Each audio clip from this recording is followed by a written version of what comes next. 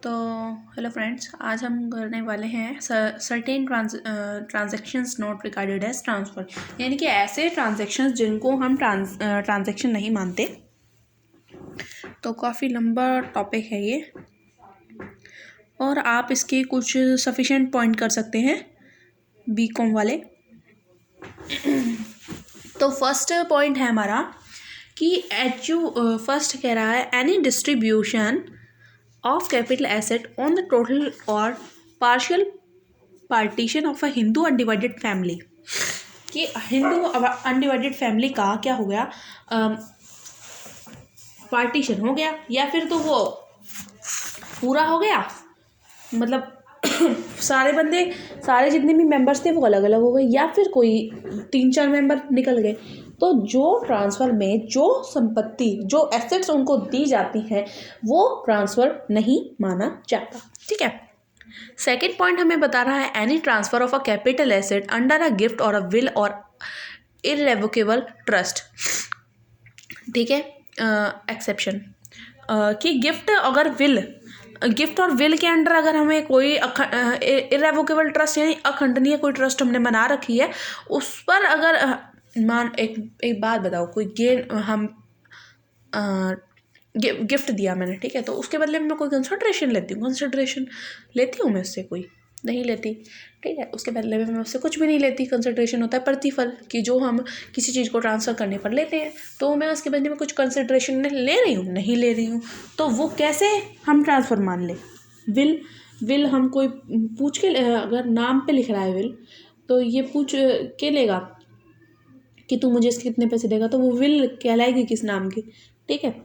तो इररेवोकेबल ट्रस्ट है, तो इनको भी अगर इनके अंदर कोई ट्रांसफ़र हुआ है, इररेवोकेबल ट्रस्ट बना रखी थी, उसके अंदर कोई ट्रांसफ़र हुआ है, तो वो ट्रांसफ़र नहीं कहलाता। पर इसके भी कुछ एक्सेप्शन दे रखे हैं यहाँ पे सेकंड पॉइंट के, कि अगर कोई शेयर्स, कोई डिबेंचर्स, कोई वारंट एक कंपनी ने डायरेक्टली या इनडायरेक्टली अपने एम्प्लॉयज़ को दिया, एक कंपनी ने अपने एम्प्लॉयज़ को एम्प्लॉय स्टॉक ऑप्शन स्कीम के अंडर कोई शेयर, डिबेंचर, वारंट इशू करती है, तो इसको गिफ्ट नहीं मानना, इसको हम कैपिटल एसेट मानेंगे और इसको ट्रांसफ़र माना जाएगा। तो यानी कि आप इसको इस ट्रांसफ़र वाले पॉइंट में ऊपर लिख सकते हैं। ठीक है।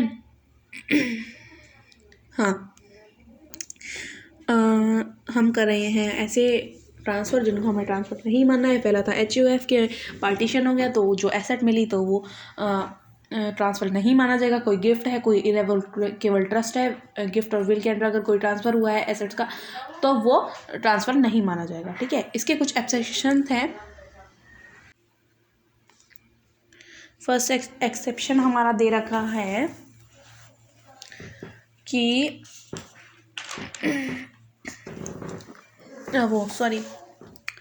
सेकंड पॉइंट के अंदर ही हमें एक्सेप्शन दे रखा है कि शेयर, डिबेंचर या वारंट ने, अगर वारंट एक कंपनी ने डायरेक्टली अपने या इनडायरेक्टली अपने एम्प्लॉयज़ को दिया है, तो वो ट्रांसफ़र नहीं माना जाएगा। एक यानी कि एम्प्लॉय स्टॉक ऑप्शन एक स्कीम होती है, इसके अंदर अगर एम्प्लॉयज़ को कंपनी ने शेयर, डिबेंचर, वारंट इशू करती है, तो इसको गिफ्ट नहीं मानना है, इसको कैपिटल एसेट मानना है और इसे ट्रांसफ़र माना जाएगा। ठीक है। थर्ड हमारा पॉइंट है any transfer of capital asset by a company to its subsidiary company. ठीक है। इफ़ द पेरेंट, कि कोई भी ऐसा कैपिटल एसेट का कोई भी ऐसा ट्रांसफ़र जो एक सब्सिडरी कंपनी अपनी सब्सिडरी को करती है, the parent company holds the whole. अगर पेरेंट्स कंपनी सब्सिडरी कंपनी को कर रही है, तो पेरेंट कंपनी का 100% होल होना, मतलब कि होल्ड्स होना चाहिए 100% पेरेंट कंपनी का।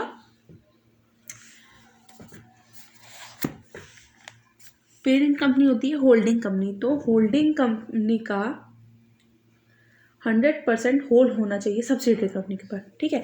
थर्ड और फोर्थ पॉइंट को मैं मर्ज कर दूँ, तो कोई भी ऐसा ट्रांसफ़र जब एक सब्सिडरी कंपनी होल्डिंग को या होल्डिंग कंपनी सब्सिडरी को करती है, तो जो होल्डिंग कंपनी है वो, मतलब ये दोनों कंपनी इंडियन कंपनी होनी चाहिए और होल्डिंग कंपनी का 100% होल्ड होना चाहिए अपनी सब्सिडरी कंपनी पर।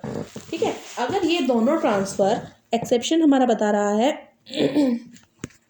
Any transfer of a capital asset as per clause 3 and 4 above shall be treated as transfer if the transfer is made as stock in trade। कि अगर ये ट्रांसफ़र स्टॉक इन ट्रेड मानकर यानी stock मानकर किया गया है, कैपिटल एसेट को स्टॉक मानकर किया गया है, तो ये ट्रांसफ़र माना जाएगा। ठीक है, फिफ्थ पॉइंट में हमें बता रहा है any transfer in a scheme of amalgamation of a capital asset by the amalgamating company to the amalgamated company if he amalgamated company is an Indian company। कि अगर अमलगमेशन में कंपनी की asset जब एक नॉर्मल कंपनी के case में हमें बता रखा है, जब अमलगमेशन होता है तो एक कंपनी के एसेट में शेयर, डिबेंचर या लाइबिलिटी का ट्रांसफ़र होता है, तो ये ट्रांसफ़र नहीं माना जाता। ठीक है, in case of normal company. लेकिन सिक्स्थ पॉइंट जो हमें बता रहा है, in case of banking company, आप इनको रीड करेंगे अच्छे से और वीडियो देखेंगे तभी समझ आएगा आपको ये सारा, और अब अपने आप मेहनत करेंगे और वीडियो देखेंगे तब। ये नहीं कि वीडियो देख लिया और आपका काम चल जाएगा। ठीक है, आपको पढ़ना भी है, इन पॉइंट्स को रीड आउट करना है, वीडियो देखनी है। एक बार देखने से नहीं समझ आएगा, आपको कोशिश करनी होगी, लगातार कोशिश करनी होगी, तब आपको समझ आएगा। ठीक है,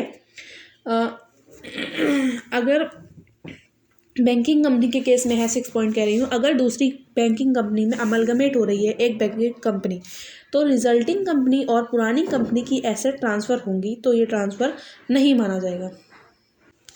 देखो, नॉर्मल कंपनी के केस में भी ये अमलगमेशन ये ट्रांसफ़र नहीं माना जाएगा, और बैंकिंग कंपनी में जब एक बैंकिंग कंपनी दूसरी बैंकिंग कंपनी में ट्रांसफ़र हो रही है, इस रिलेटिंग अगर वो अपनी कोई एसेट ट्रांसफ़र कर रही है, तो वो ट्रांसफ़र नहीं माना जाएगा।